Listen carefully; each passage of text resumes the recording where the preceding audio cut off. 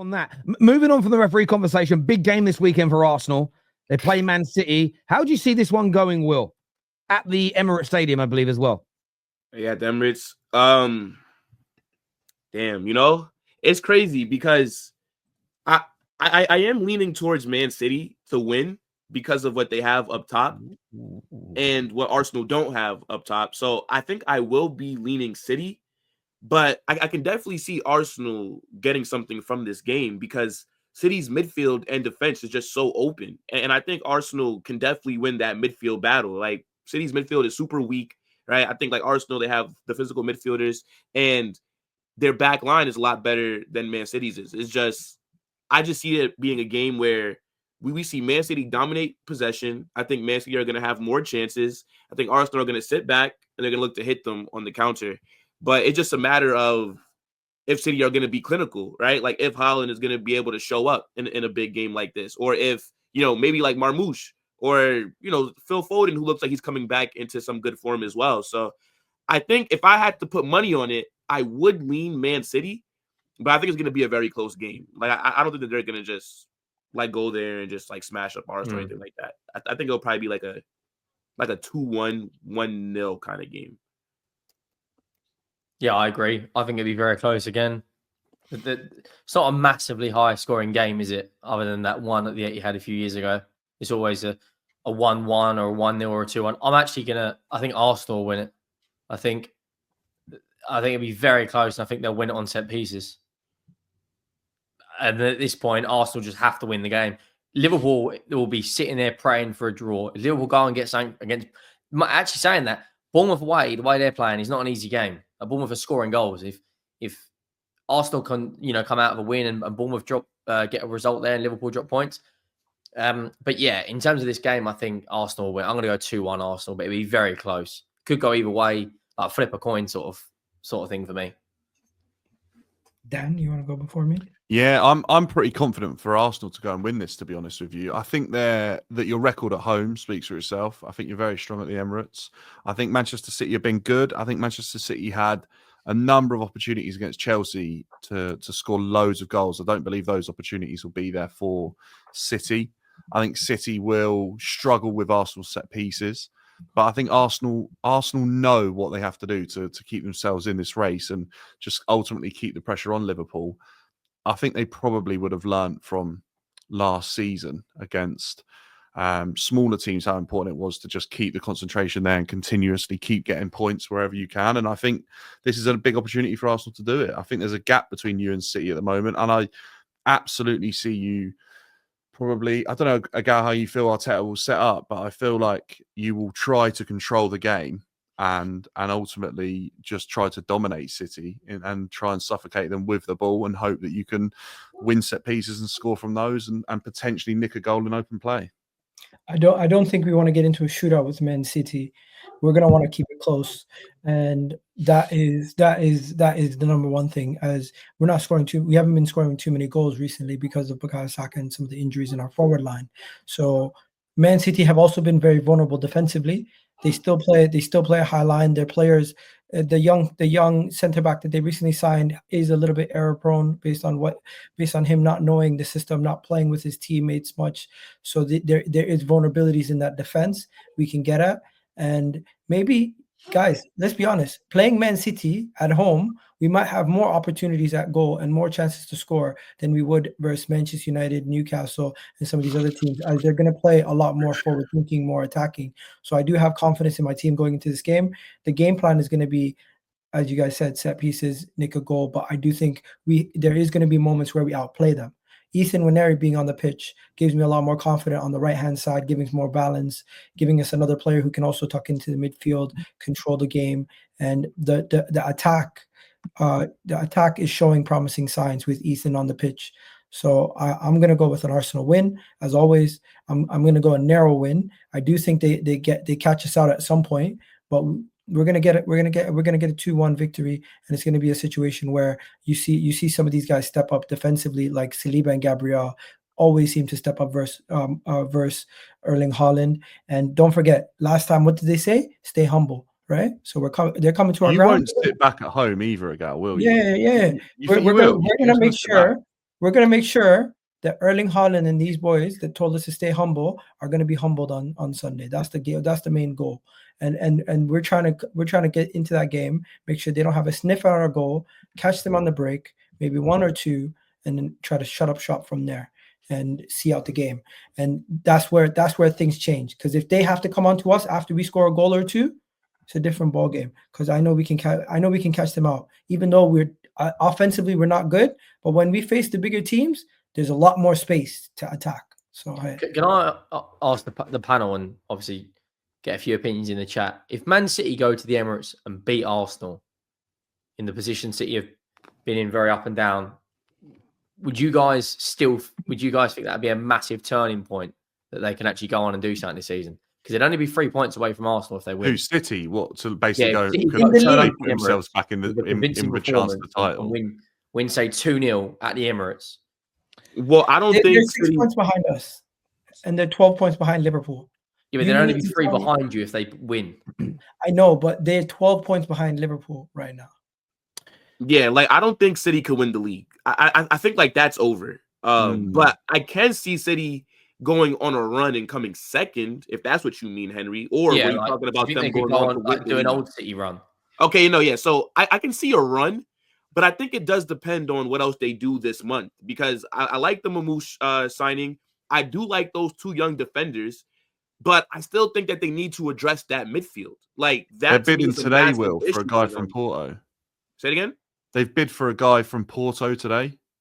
Well, then if they bring in a solid defensive, physical presence in that midfield, then yes, I think that they can go on a run and possibly come second. Nico Gonzalez from Porto, if anyone knows him, release clause is 60 million. Wait, who? Manchester City have made formal approach with Porto to ask for Nico Gonzalez as new midfielder. I've never heard of €60 million. Do you guys know Man City's upcoming games? They have a gauntlet. Yeah, they've got a really tough run. They got a gauntlet. They face Arsenal at the Emirates, then they face Real Madrid at home, Newcastle at home, Real Madrid away, Liverpool at home, then Tottenham away. By the time do you think a win at the Emirates could start something? No, I don't think a win. I think a win is too simplistic. A convincing performance where their midfield can dominate a game and not be run through. It's the performances we have to assess here, and not the victory per se. Because if you even look at, they've been on a good run in terms of results in the last month or so. But if you actually go down and break, if you go from Boxing Day until now, I think they've lost 1 game, as an example, maybe 2, maybe just 1 game. I'm going to try and get up their fixtures in front of me right now. It's just PSG, wasn't it? Yeah, so they lost that PSG game. So if you go to Boxing Day until that PSG, they've lost 1 game since then. Sounds good. But Everton went to the Emirates went to the Etihad and had loads of great chances. They beat Leicester 2-0, but Leicester really should have scored 3 or 4 goals in that game. West Ham could have been 3-0 up before City started scoring, as an example. They cut through them. Salford, it's Salford, right? They're a low-level team. Brentford, they threw away a 2-0 lead and drew 2-2. They smashed Ipswich. That was a really good performance. Paris Saint-Germain 2-0 up. Forget, didn't lose. They were 2-0 up and lost 4-2. Chelsea had the worst tactics I've ever seen. By the way, whose dog's barking? Whose dog's barking? That might be my neighbors. Yeah. Cheers, mate. Thank you. I just said, you still hear a dog. I was going to say, what the hell? I thought it was mine, and then I turned my mic off, and I couldn't hear nothing in here. Yeah. So they were leading. Chelsea were 1-0 up, should have gone 2-0 up, and then Chelsea sat back and essentially let them off the hook. And Club Brugge could have scored more goals. So I'm taking nothing away from the victories, but the performances. You look at the teams they played.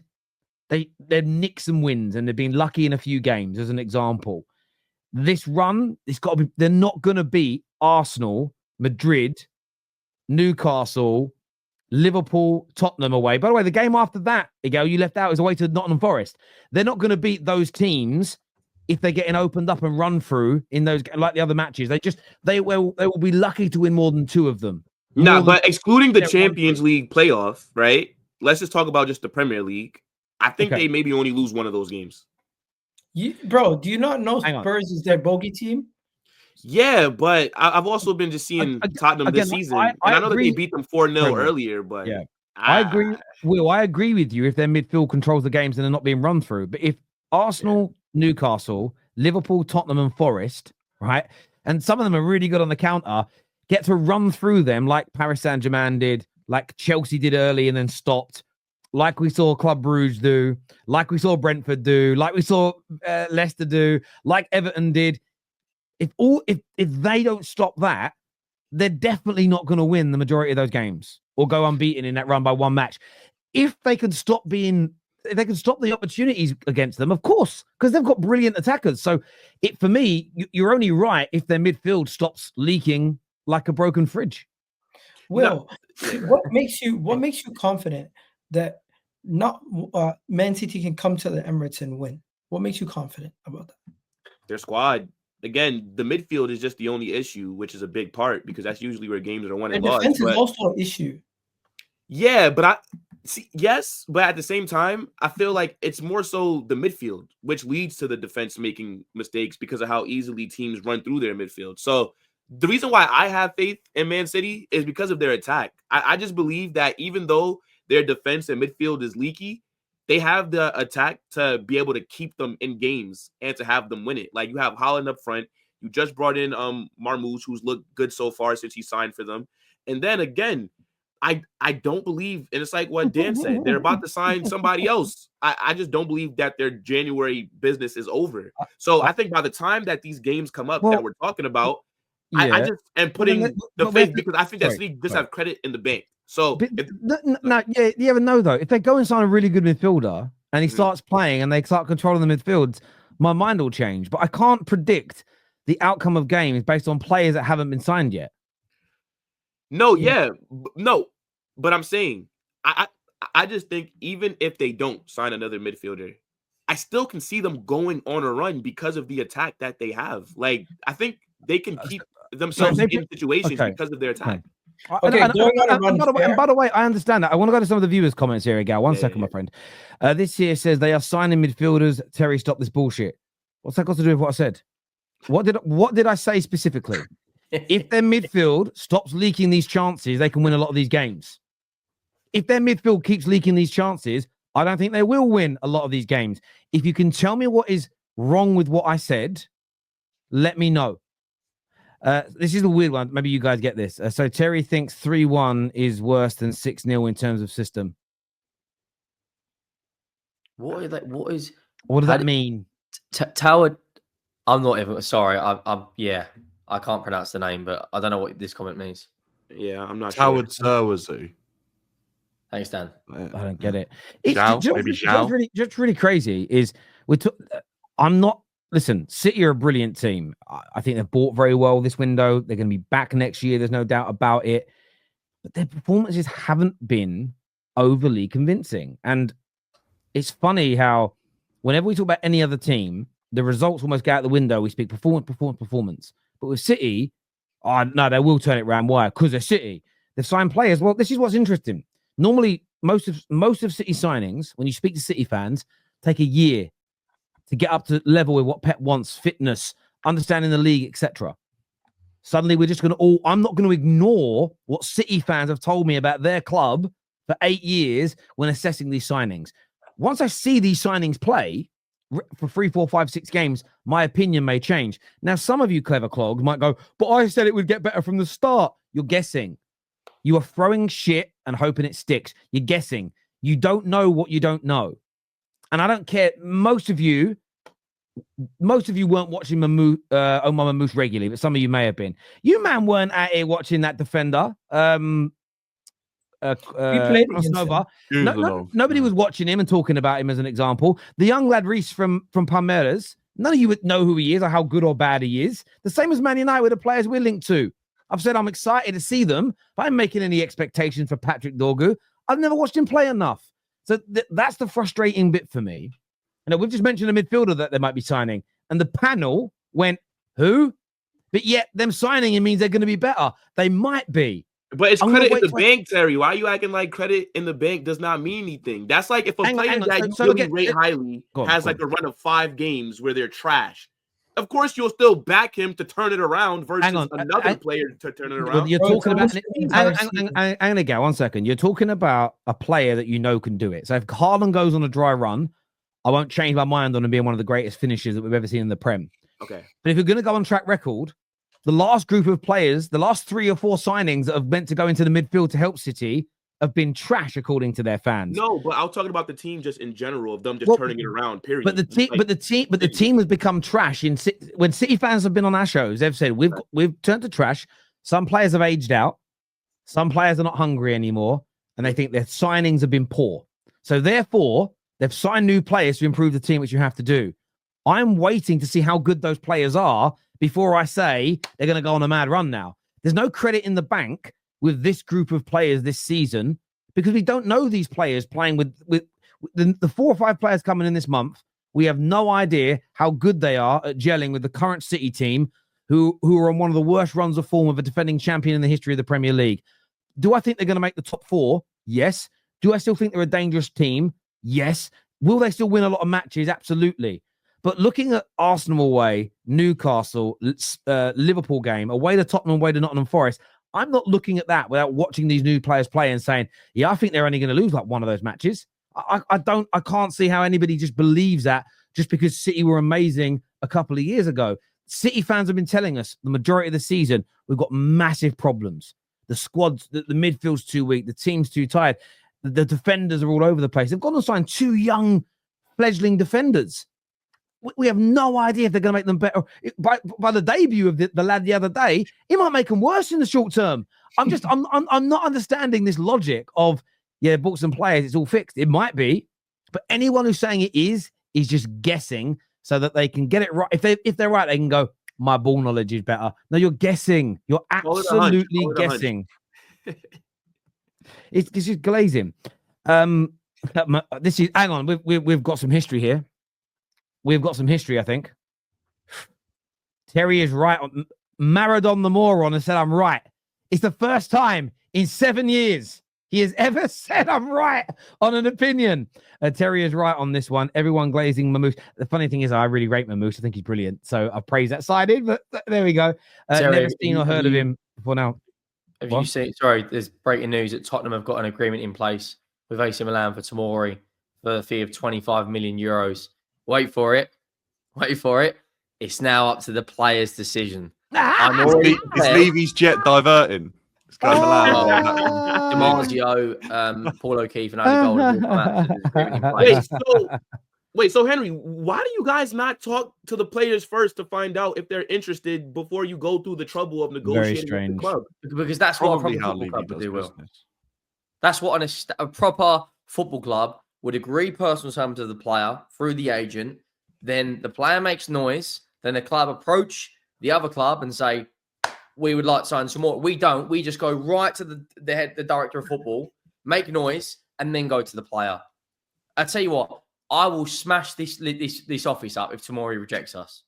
Yeah, but Henry, that's what it used to be like, by the way. When like Fergie and like old school managers were in charge, that's what it used to be like, because the gentleman's way of doing it was to approach the club first, because the club had but we're not in control of the player. Late 90s, no, I know, but I think Daniel Levy is probably still running on a method that was used like 15 years ago, 20 years ago. I hear that. There's some more.